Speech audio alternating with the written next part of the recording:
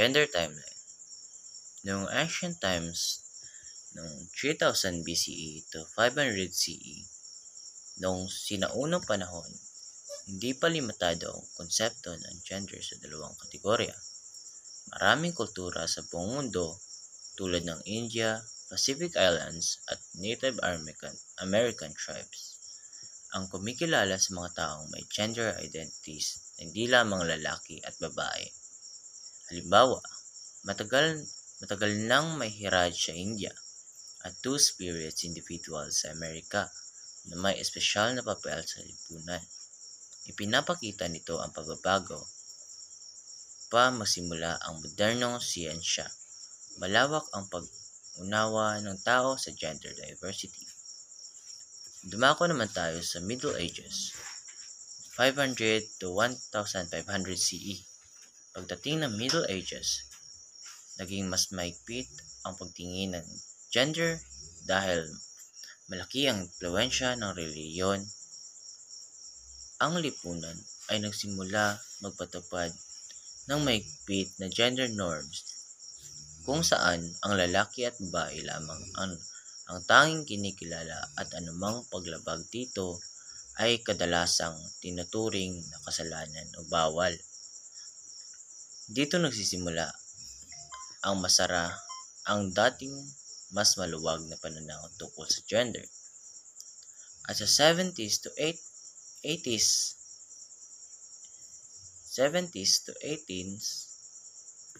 noong unang panahon sa Enlightenment at Industrial Age, pumasok ang siyensya sa pag-aaral ng katawan at pagkatao. Naging mas popular ang ideya na ang gender ay nakabatay lamang sa biological sex. Nabuo ang mahigpit na pagtingin na ang lalaki ay para sa trabaho sa pampublikong espasyo, habang ang babae ay para sa bahay at pamilya lamang. Gayunpaman, ang mga doktor at philosopher nang nagsimulang magtanong kung sapat ba ang konsepto ng dalawang gender lamang. At dumako naman tayo sa early 90s. Sa pag-unlad ng psychology at medicine, nagsimula ang mas sistematikong pag-aaral tungkol sa gender identity.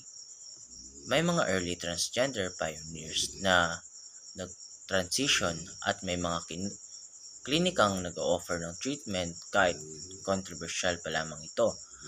Dahil nagsimula ang modern discussion ng gender bilang hiwalay sa biological sex. Noong 1950s to 1960s, malagang ito ang panahon. Ito dahil lumabas ang ideya ng gender identity. Unti-unting tinatanggap ng mga psychologists na may pagkakaibang psychological na pagiging lalaki o babae na hindi nakabase sa katawan. Noong 1952, naging simbolo si Christine Jorgensen ng transvisibility na nagbukas ng global awareness tungkol sa gender transition.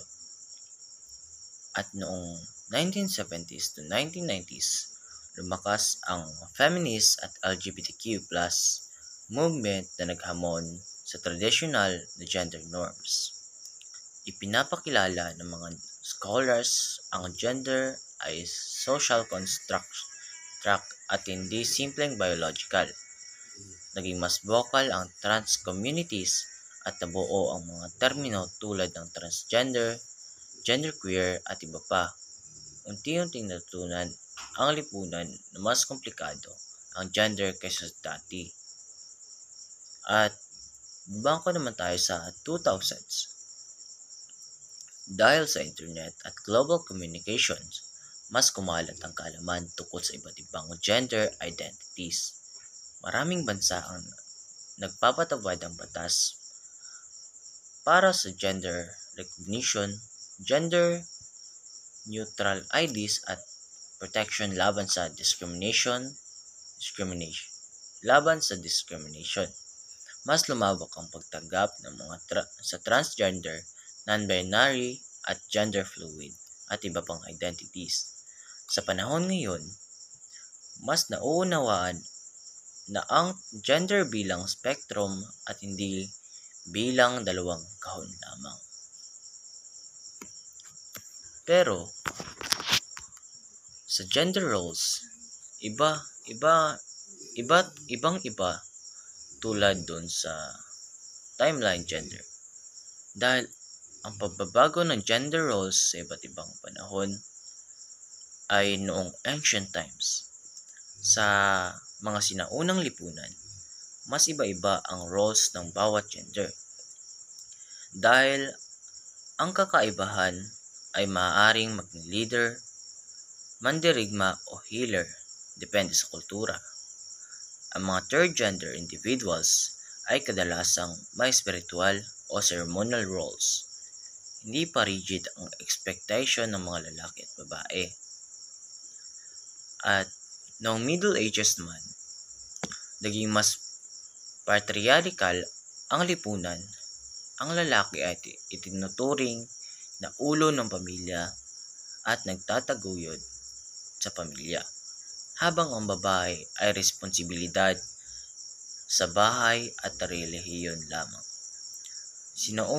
Ang sinaunang lumihis dito ay mga posibilidad na parusahan o exclude sa kanilang lipunan. At noong 70s to 80s, sa Industrial Revolution, naging malinaw ang division. Ang lalaki ay dapat nasa trabaho, pabrika at politika lamang, habang ang babae ay inaasahang nasa bahay, nag-aalaga ng mga bata at nagluluto ng mga pagkain.